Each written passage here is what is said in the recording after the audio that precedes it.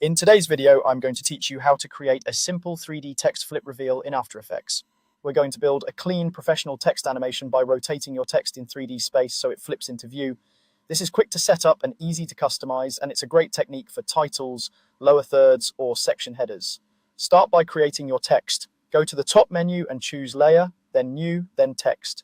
Click in your Composition panel and type the words you want to animate.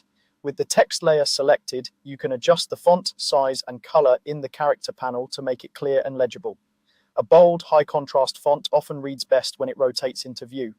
Next, enable 3D for the text layer so you can use true X, Y, and Z rotation. In the timeline, find your text layer and click the cube icon, also known as the 3D layer switch. The moment you enable this, After Effects unlocks rotation controls on 3 axes, which is exactly what we need for a flip reveal. Now set the starting rotation.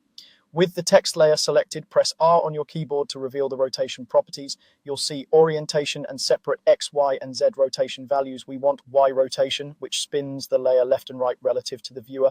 Set Y rotation to 90 degrees so the text starts turned sideways and effectively hidden from the camera. This gives you a clean starting point where nothing is visible. Let's animate the rotation. At your starting time, click the stopwatch next to Y rotation to create the first keyframe. Then move the playhead forward in time to where you want the flip to finish. Around 1 second is a good starting point if you want a smooth, readable reveal. Change Y rotation back to 0 degrees. After Effects automatically creates a second keyframe, defining the end of the motion. Between those 2 points, the software interpolates the rotation, producing a natural flip. Preview your animation to check timing and visibility. Press the spacebar to play it back. If the flip feels too fast, move the second keyframe farther away.